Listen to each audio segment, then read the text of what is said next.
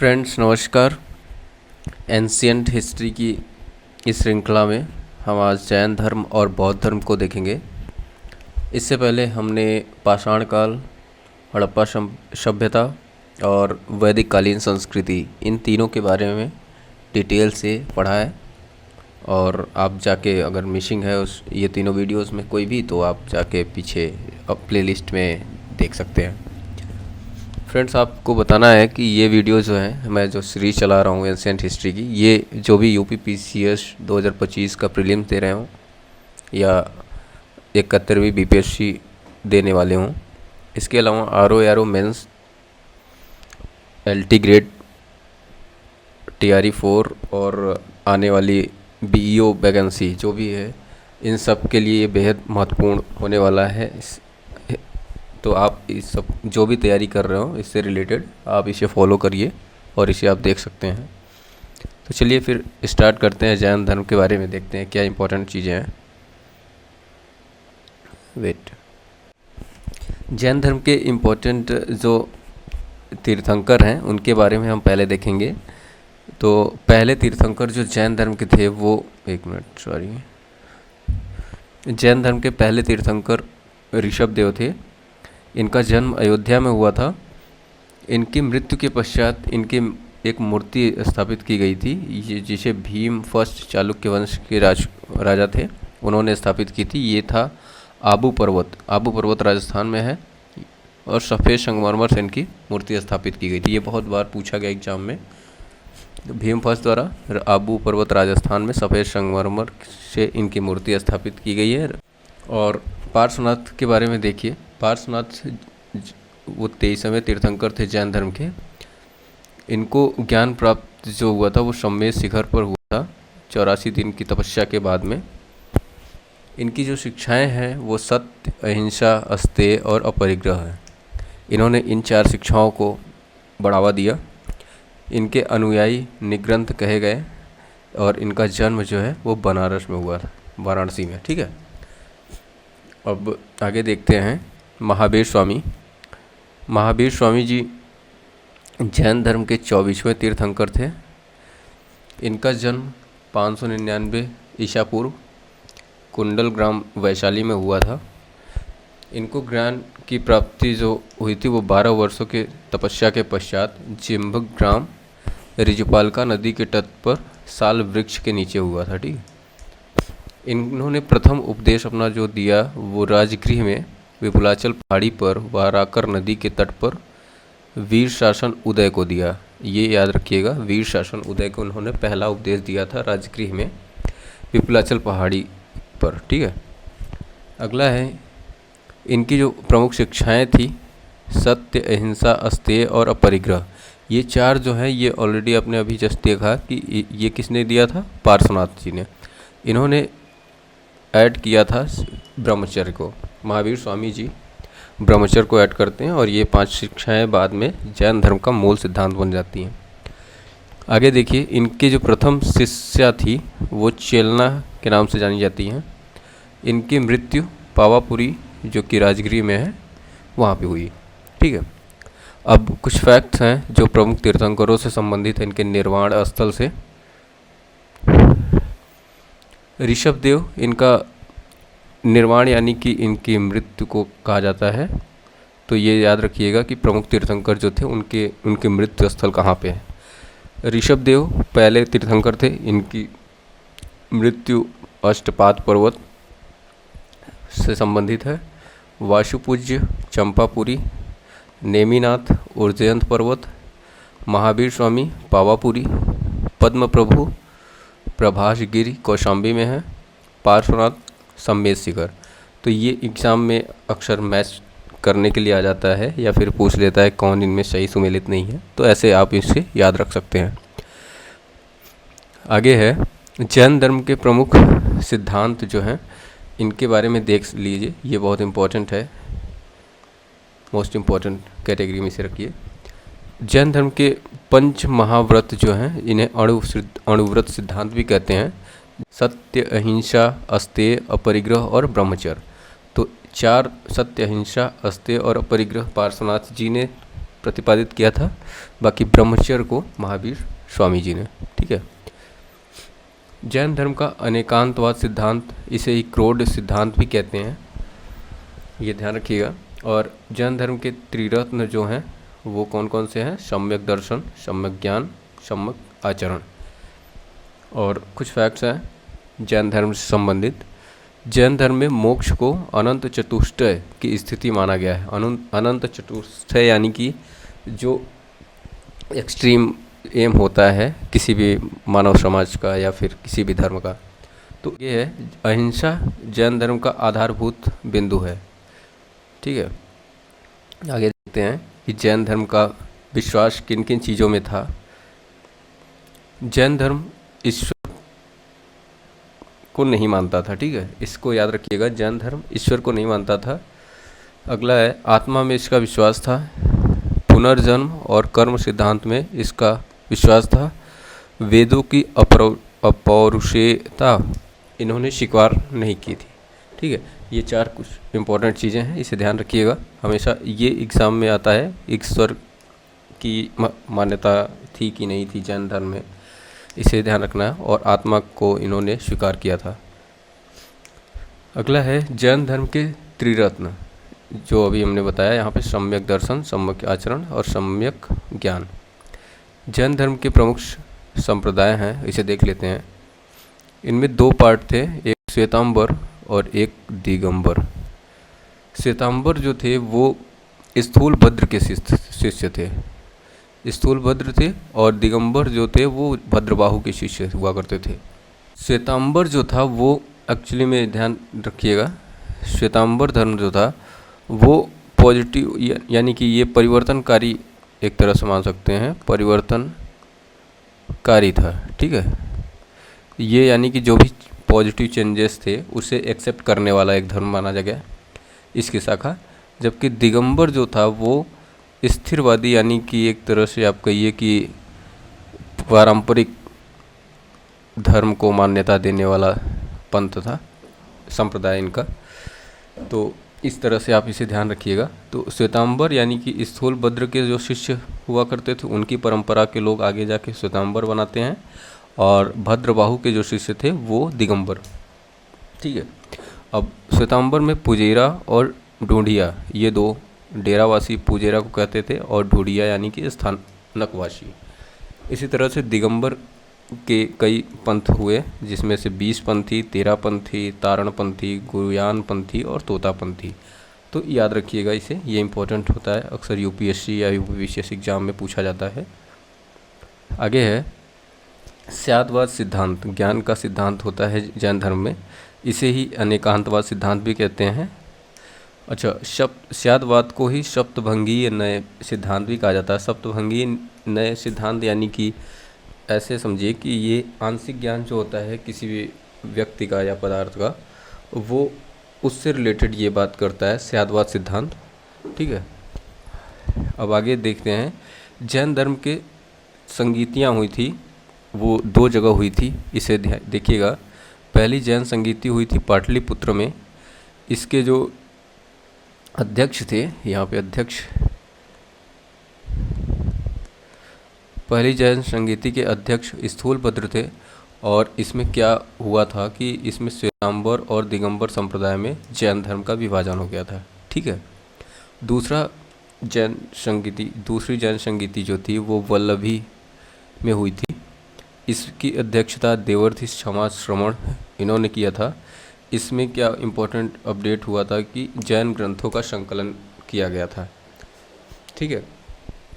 अब आगे देखिए, जैन एग्ज़ाम में ये काफ़ी बार पूछा जाता है कि प्रमुख शासक जो थे कुछ वो कौन जैन मतावलंबी थे, कौन नहीं थे। तो इसको देख लीजिए, ये हर्यक वंश से संबंधित हैं। ये बिंबिसार, अजातशत्रु और उदयन, ये तीनों जैन मतावलंबी थे। बिंबिसार, अजातशत्रु और उदयन। कुछ प्रमुख कीवर्ड्स हैं जैन धर्म से संबंधित, इसे देखते हैं। आश्रव किसे कहते थे? जब कर्म पदार्थ आत्मा में प्रविष्ट होता रहता था, उस संदर्भ में इसे आश्रव कहा गया। संवद जो है कर्म के आश्रव को रोकता था।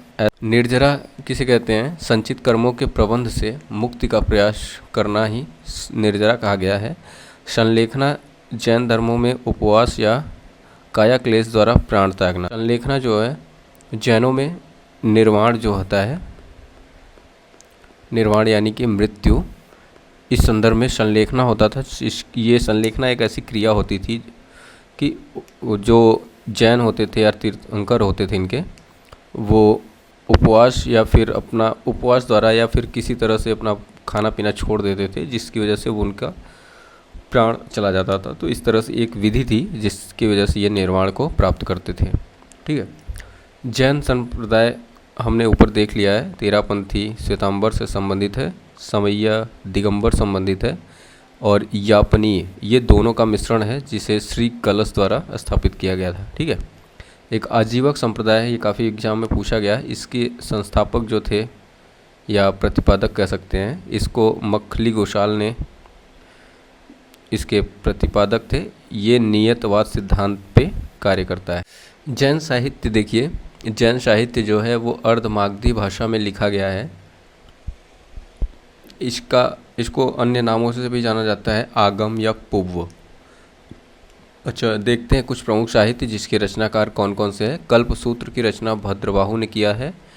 भद्रबाहु किसके, कौन से दिगंबर और श्वेतांबर में से किसके गुरु थे या प्रतिपादक थे एक तरह से? तो ये आपने देखा होगा दिगंबर। ठीक है, ये दिगंबर जो परंपरावादी जैन संप्रदाय था उनके ये प्रतिपादक थे। ठीक है। अब आगे देखते हैं। समरादित्य कथा, ये हरिभद्र सूरी इनके रचनाकार हैं। कथा कोश प्रकरण, जिनेश्वर सूरी, कुवलय माला, अद्योतन सूरी, ये तीनों इंपॉर्टेंट है, यूपीएससी में पूछा गया है ये। आगे देखते हैं। परशिष्ट पर्वण एवं भद्रबाहु चरित, ये चंद्रगुप्त मौर्य से संबंधित रचना है जिसके रचनाकार हेमचंद्र हैं। ठीक है। भगवती सूत्र, ये जो है महावीर स्वामी के जीवन की जानकारी इसमें मिलती है। इसके अलावा इसमें 16 महाजनपदों का भी उल्लेख है। हम देखेंगे आगे 16 महाजनपद क्या होते हैं। अच्छा, भगवती सूत्र के अलावा एक और बौद्ध धर्म है, बौद्ध साहित्य है जिसमें 16 महाजनपदों का उल्लेख है। वो अंगुत्तर निकाय है। अंगुत्तर निकाय के नाम से एक साहित्य, बौद्ध साहित्य, उसमें इसकी जानकारी मिलती है। इन्हीं दो सोर्स से 16 महाजनपदों का पूरा व्याख्यान आगे देखेंगे हम। आचरांग सूत्र, ये काफ़ी इम्पोर्टेंट है। यह सुधर्मा स्वामी जो हैं रचनाकार थे, इनसे संबंधित है। ये जैन भिक्षुओं के आचार विचार को इसमें डिटेल से देखा गया है। इसके बारे में एक चीज़ और ध्यान रखिएगा कि आचरांग सूत्र को पुनः संकलित किसने किया था? क्षमा श्रवण देवर्धि गण। ठीक है। जैन धर्म का यहाँ से हम ख़त्म हुए। जैन धर्म के बाद अब हम बौद्ध धर्म के बारे में देखेंगे कि क्या इंपॉर्टेंट चीज़ें हैं जो एग्ज़ाम में अक्सर पूछी जाती हैं। तो देखिए, बौद्ध धर्म जो है उसको स्थापित किया था किसने? महात्मा बुद्ध ने। महात्मा बुद्ध यानी कि गौतम बुद्ध। इनके अन्य नाम प्रसन्न, शाक्य मुनि और तथागत। ये एग्ज़ाम में, यूपीएससी एग्ज़ाम में पूछा गया है इसमें से, तथागत के बारे में, और प्रश्न भी काफ़ी बार पूछा गया है। तो ये एग्ज़ाम के हिसाब से आप याद रखिएगा, इम्पॉर्टेंट है। इनके बारे में देखते हैं, गौतम बुद्ध के बारे में, कि इनका जन्म 563 BC में कपिलवस्तु के लुम्बिनी वन में साल वृक्ष के नीचे हुआ था। महात्मा बुद्ध को ज्ञान की प्राप्ति निरंजना नदी के तट पर उर्वेला के पास गया में जो है हुई थी, या ये पीपल वृक्ष के नीचे इन्हें ज्ञान की प्राप्ति हुई थी। अच्छा, इन्होंने प्रथम उपदेश अपना जो सारनाथ में दिया है, ये कई बार एग्जाम में पूछा गया, बहुत इम्पोर्टेंट है। यहीं पे इन्होंने बौद्ध संघ की स्थापना भी की है। महात्मा बुद्ध का महापरिनिर्वाण जो है वो कुशीनारा में हुआ है। कुशीनारा जो मल्लों की राजधानी हुआ करती थी, ये ध्यान देना है। महापरिनिर्वाण यानी कि इनकी मृत्यु कहाँ पे हुई थी। जैसे हमने देखा था पहले कि जैन धर्म में निर्वाण बोलते थे मृत्यु को, वैसे बौद्ध धर्म में महापरिनिर्वाण बोलते हैं मृत्यु को, ठीक है। तो ध्यान रखिएगा, इनका महापरिनिर्वाण जो है हिरण्यवती नदी शाल्वन के नीचे हुआ था, शाल्वन में। सर्वाधिक उपदेश गौतम बुद्ध ने कहाँ दिया है? वो श्रावस्ती में, कौशल महाजनपद जो था उसकी राजधानी हुआ करती थी श्रावस्ती। सर्वाधिक उपदेश भी यहीं पे दिया था और सबसे ज़्यादा समय इन्होंने यहीं पे बिताया था, श्रावस्ती में। महात्मा बुद्ध के जन्म से संबंधित एक अभिलेख है, इनका जन्म लुम्बिनी में हुआ था। ये अभिलेख जो है रुम्बनदेई स्तंभ अभिलेख के नाम से जाना गया है। ये एकमात्र गौतम बुद्ध के जन्म का साक्ष्य यहाँ से मिलता है, तो ये बहुत इम्पोर्टेंट है, याद रखिएगा। बौद्ध धर्म के कुछ सिद्धांत हैं, कॉन्सेप्ट, इसे हम देखते हैं कि क्या इम्पोर्टेंट यहाँ पे है। तो बौद्ध धर्म के 4 आर्य सत्य हैं। इसमें से पहला है दुख, दूसरा दुख समुदाय, तीसरा दुख निरोध और चौथा है दुख निरोध गामिनी प्रतिपदा, ठीक है। तो ये 4 सीक्वेंस से याद रखिएगा। पहला है दुख, दूसरा दुख समुदाय, तीसरा दुख निरोध, चौथा दुख निरोध गामिनी प्रतिपदा। क्योंकि ये कभी एग्ज़ाम में पूछा गया है, इसको सीक्वेंस वाइज, ऑर्डर वाइज, ठीक है, तो याद रखिएगा। अच्छा, बौद्ध धर्म का ईश्वर एवं आत्मा के प्रति विश्वास नहीं था, ठीक है, ये ध्यान। बौद्ध धर्म पुनर्जन्म में विश्वास रखता था। इसके साथ अष्टांग मार्ग, बौद्ध धर्म का एक अष्टांग मार्ग है। ये धर्मचक्र सूत्र विषय वस्तु पर आधारित है। अष्टांग मार्ग में 8 मार्गों की बात की गई है, जो मतलब किसी भी मनुष्य के लिए उसे जीवन यापन में या फिर कैसे वो संयमित अपना जीवन जिए, उसके बारे में ये था, ठीक है। इसके अलावा प्रतीत्य समुत्पाद, जिसे कारणवाद भी कहते हैं, ये बौद्ध दर्शन का मूल तत्व होता है, ठीक है। क्षरभंगुरवाद, अनिश्वरवाद और कर्म प्रधानता पर बौद्ध धर्म ने बल दिया है। बौद्ध धर्म के त्रिरत्न हैं बुद्ध, धम्म और संघ। एग्ज़ाम में कई बार पूछा गया है, याद रखिएगा। अब एक इम्पॉर्टेंट चीज़ ये है बौद्ध समितियाँ। ये कई बार एग्ज़ाम में सीधे सीधे पूछी गई है कि इसकी अध्यक्षता किसने की, या फिर इसका आयोजन कहाँ हुआ, या फिर उस टाइम इसके शासक कौन थे, ठीक है। तो इसे हम देखेंगे, हम थोड़ा इसमें निमोनिक्स यूज करेंगे या फिर कुछ शॉर्ट ट्रिक्स जो आपको याद रखने में आसानी हो। तो बौद्ध संगीति, पहली जो बौद्ध संगीति थी वो 483 BC में महात्मा बुद्ध के मृत्यु के जस्ट बाद में ही हुई थी ये पहली। इसकी अध्यक्षता महाकश्यप ने की थी। इसका आयोजन राजगृह में, इस समय शासक अजातशत्रु थे। प्रथम बौद्ध समिति जो हुई थी उसमें सुत्त पिटक और विनय पिटक में इनका मतलब अलग अलग हुआ था। अब देखते हैं सेकंड बौद्ध समिति। ये 383 BC पहली बौद्ध समिति के जस्ट 100 साल बाद में हुई है। इसकी अध्यक्षता सर्वकामी ने की है। आयोजन स्थल इसका वैशाली में है। इस समय शासक कालाशोक हर्यक वंश का शासक था। और इसमें क्या हुआ था, सर्वास्तिवाद एवं स्थविर 2 बौद्ध संप्रदाय थे। मतलब ये अस्तित्व में आए थे, सर्वास्तिवाद एवं स्थविर। सर्वास्तिवाद वो महायान की शाखा थी और स्थविर वो हीनयान की शाखा थी। तीसरी बौद्ध समिति जो हुई है 247 BC में, इसकी अध्यक्षता मोगल पुत्र तिष्य ने की है। इसका आयोजन स्थल पाटलिपुत्र है। अशोक उस समय राजा थे, ये मौर्य साम्राज्य के राजा थे। अभिधम्म पिटक यहाँ पे तीसरी बौद्ध समिति से अभिधम्म पिटक का कॉन्सेप्ट आया। पहले में सुत्त पिटक, पहले में सुत्त पिटक और विनय पिटक, और तीसरे में अभिधम्म पिटक। तो ऐसे ध्यान रखिएगा। चौथी बौद्ध समिति जो हुई है वो 102 ईस्वी में हुई है। इसकी अध्यक्षता वसुमित्र ने की है। कश्मीर में इसका आयोजन हुआ है। कनिष्क उस समय शासक थे।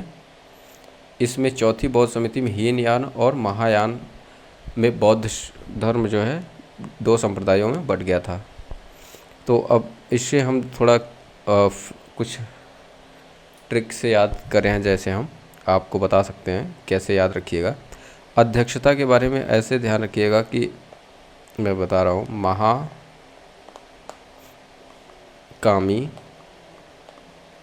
पुत्र मित्र।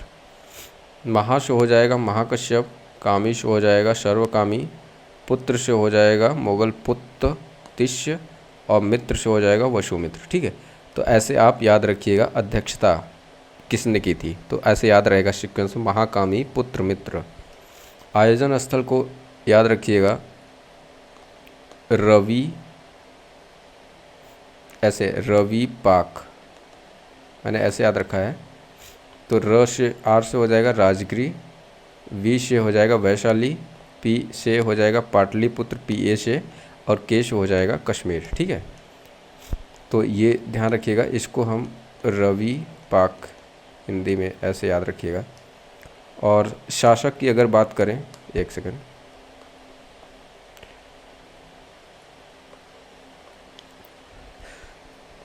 बौद्ध संगीति के समय शासक कौन कौन था, तो इसमें ऐसे याद रखिएगा का अक, अ से हो जाएगा अजात शत्रु, का से हो जाएगा कालाशोक, और अ से हो जाएगा अशोक, और क से हो जाएगा कनिष्क। यहाँ पे ये ध्यान रखना है कि क और क 2 बार आ रहा है, तो आप इसे, और अ 2 बार आ रहा है, तो इसको आपको पता होना चाहिए। अजात शत्रु हर्यक वंश का था, कालाशोक भी हर्यक वंश का था, तो पूरी सीक्वेंस आपको पता होनी चाहिए इसके बारे में, तो याद रहेगा आसानी से। अशोक मौर्य वंश से, और कनिष्क तो बाद में आता है, कुषाण वंश से संबंधित है। ठीक है, तो इस तरह से आप बौद्ध समितियों की जो अध्यक्षता, आयोजन स्थल और शासकों का जो है आपने ट्रिक के थ्रू आप याद कर सकते हैं, थोड़ा इजी होगा आपको याद रखने में। ठीक है, तो चलिए आगे देखते हैं। बौद्ध धर्म में एक संप्रदाय थे, जो देखते हैं इंपॉर्टेंट कौन से हैं। हीनयान पहला हो गया और दूसरा महायान हो गया, 2 संप्रदाय थे।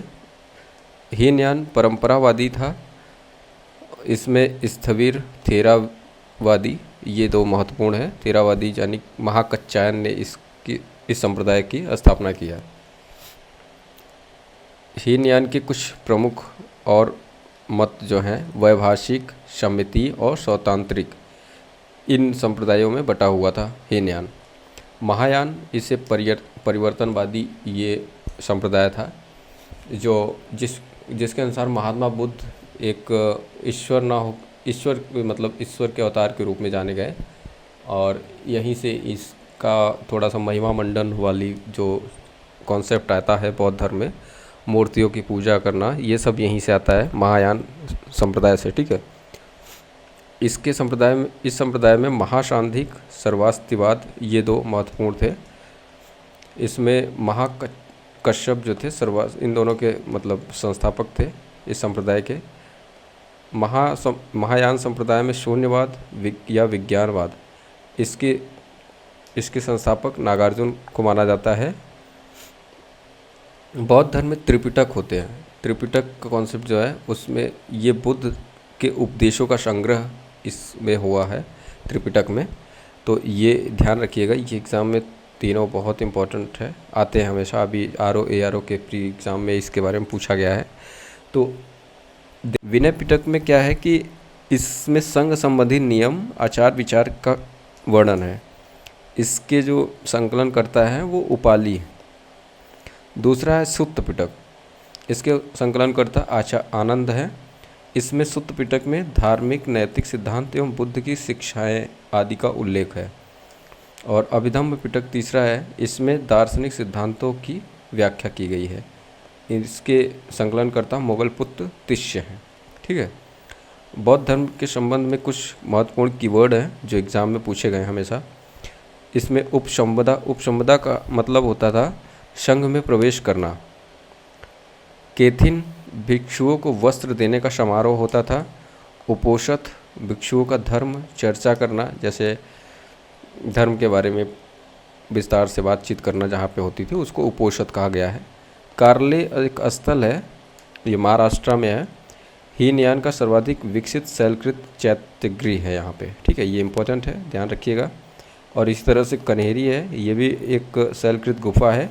इसमें 11 सिरों वाले बोधिसत्व का चित्र वर्णन है। ठीक है, बुद्ध के जीवन से संबंधित कुछ प्रमुख प्रतीक उसके देख लेते हैं। जैसे घटना हो गया, उससे संबंधित प्रतीक क्या थे। गर्भधारण का जो उस इनकी घटना थी बौद्ध धर्म में महात्मा बुद्ध से संबंधित, इसको हाथी से संबंधित प्रतीक चिन्ह से डिकोड किया गया है। जन्म का प्रतीक है कमल और बैल। महाभिनिष्क्रमण यानी कि गृह त्याग, जब महात्मा बुद्ध ने गृह त्याग किया था तो उसका संबंध प्रतीक अश्व है।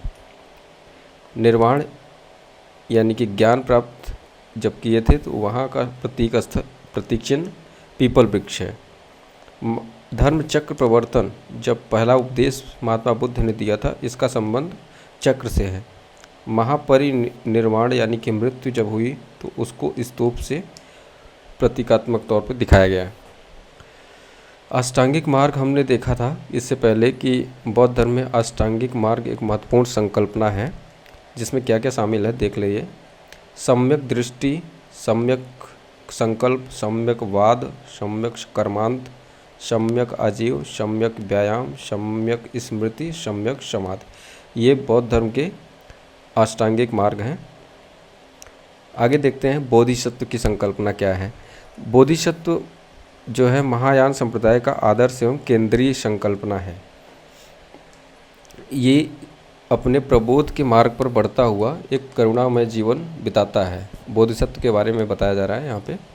और इसका अंतिम लक्ष्य जो होता है वो संपूर्ण मानव समाज से दुख का अंत करना है।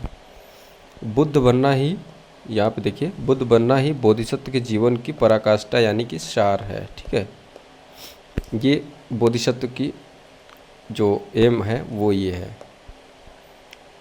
10 पारमिताओं का पूर्ण पालन करने वाला बोधिसत्व कहलाता था। अवलोकितेश्वर जो हैं वो किसे कहा गया है, पद्मपाणि। सर्वाधिक प्रसिद्ध चित्र है, ये अजंता में मिला है। पद्मपाणि जो हैं वो बोधिसत्व हैं।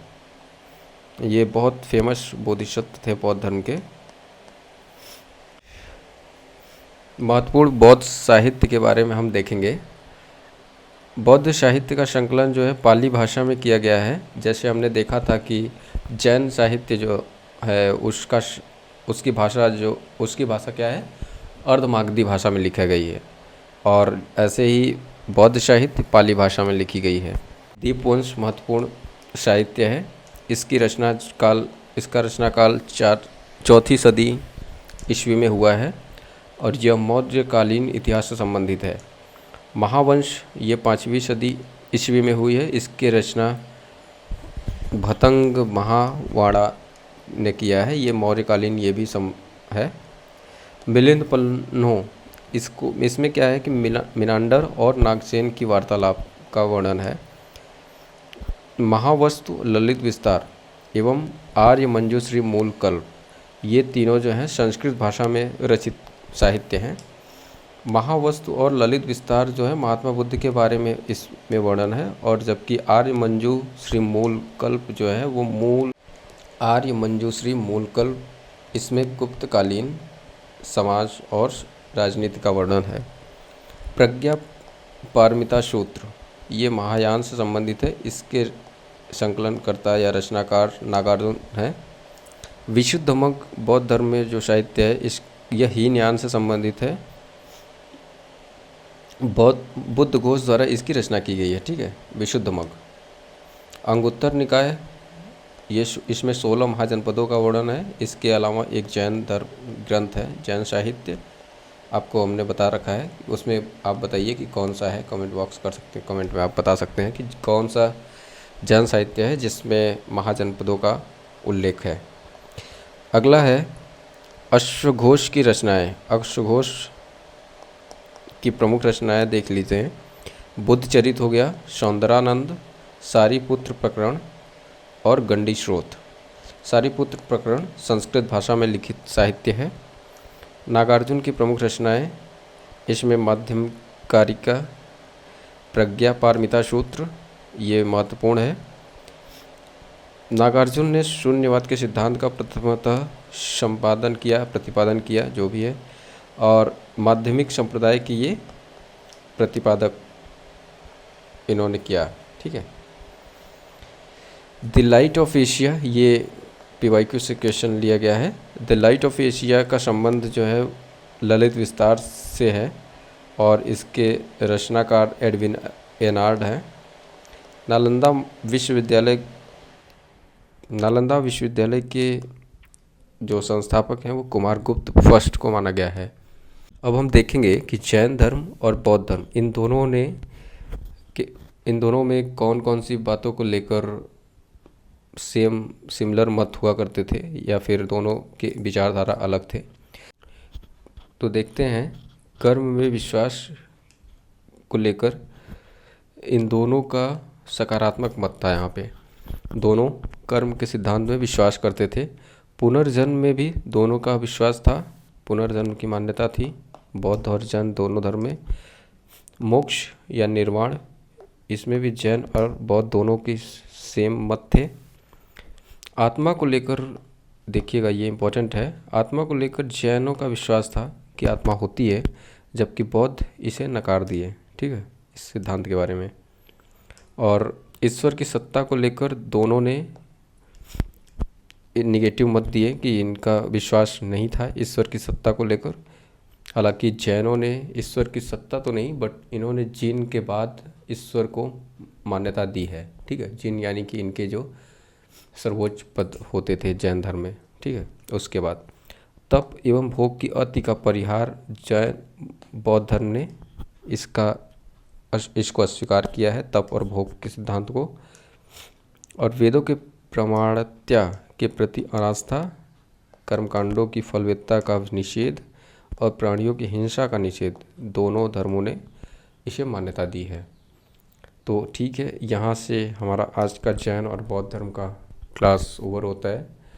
अब इसमें जो भी आपको क्वेरी हो या फिर जो भी सजेशंस हो, आप कमेंट बॉक्स कर सकते हैं। जो भी सुझाव होंगे वो कंसीडर किए जाएंगे। और यहाँ तक देखने के लिए धन्यवाद। आगे हम महाजनपद और मौर्य धर्म के बारे में चर्चा करेंगे जल्दी ही। धन्यवाद।